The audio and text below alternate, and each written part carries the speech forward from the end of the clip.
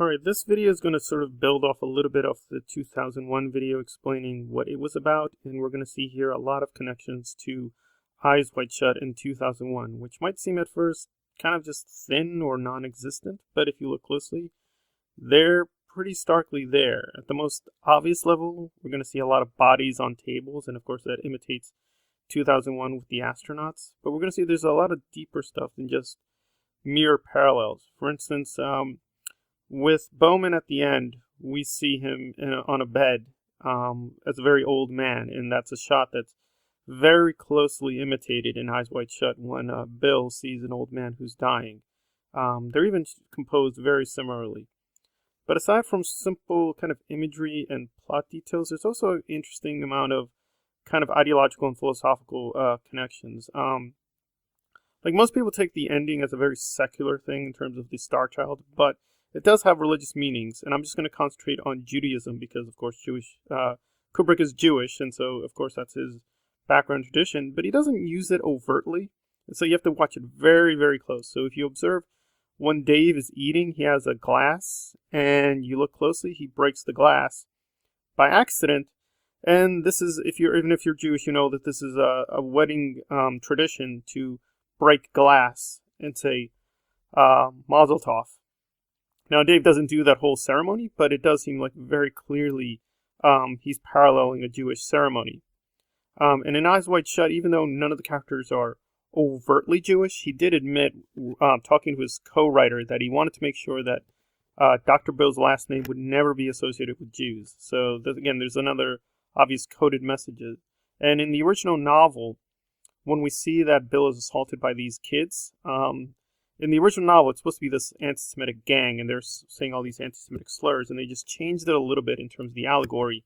But there's obviously a very strange and interesting similarity and parallel.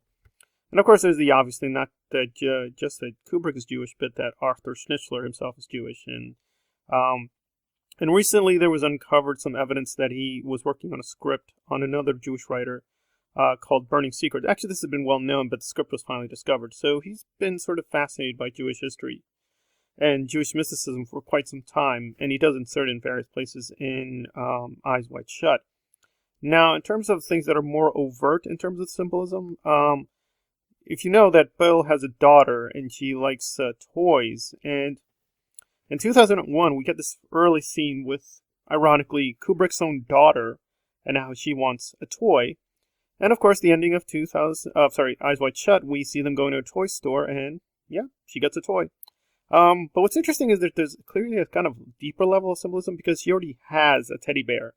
If we look earlier in the scenes, we can see clearly she does have teddy bears. So maybe he's making a comment on consumerism, or this is part of the deeper symbolism of, getting yet another teddy bear, because she seems to already have two teddy bears. So why would you want a third?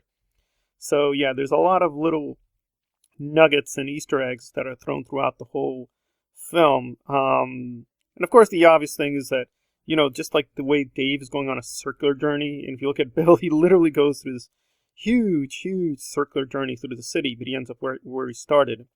And even some of the imagery sort of evokes space travel, like when they're talking at the end between Ziegler and Bill, the way that the balls are arranged on that red pool table, it looks like they could be planets, and they're really just sort of like these gods looking down on a universe. And again, this is also clear in The Shining as well, where there's a lot of symbolism to 2001. The most obvious being, Danny's, little shirt that has a rocket on it. But again, so this whole fascination with the Star Child definitely continues after 2001. But in The Shining, I think it's much more simple. I mean, right, because the genres are much more closely linked together with horror and science fiction. But Eyes Wide Shut is usually termed a kind of erotic thriller, and people just aren't looking at it as if there could or should be parallels. And again, this is not from me. This is something that's been observed by Chion, who's a French scholar who looked at Kubrick. He recently died. But he noted that how much, the so-called hopeful endings with the Star Child is imitated at the end of Eyes Wide Shut, again, in the toy store.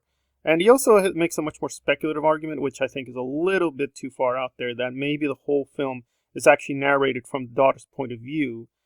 Just like we can assume that perhaps the Star Child was narrating the whole story from his omniscient point of view. But again, that's a little bit more speculative. I don't think we have enough yet evidence to make the conclusion. And just to tie it off, to think maybe I'm reading a little too much into this, or why 2001 would especially be a film he keeps carrying over. Well, if you look at Clockwork Orange, at a very obvious scenes, Alex is in a store, and if you look closely at the corner of the frame, you can definitely pick out, yep, 2001 Space Odyssey soundtrack. He also does a clever in-joke in Eyes Wide Shut 2. You actually can see Full Metal Jacket if you look closely at some of the scenes. So yeah, there's a lot of little places where he's making all these in-joke references, and that's pretty common among auteurs. But again, Eyes Wide Shut does have all these weird political, social, and sexual meanings. And the question would be, well, why, if you're making a connection to be 2001? I mean, it would seem like The Shining would be the more obvious example, because both of them are set in the Gothic genre. But again, I can't quite decipher what Eyes Wide Shut is ultimately about, but there definitely are these connections. So I'm just here to tease them out, and people can look at them and agree or disagree, or see other ones, or see them a little bit less than I do. All right, this has been Kubrick Analyzed on the hidden connections between 2001 and Eyes Wide Shut. Kubrick Analyzed. If you like the content, please hit the like button and/or subscribe. Kubrick Analyzed. Please be safe.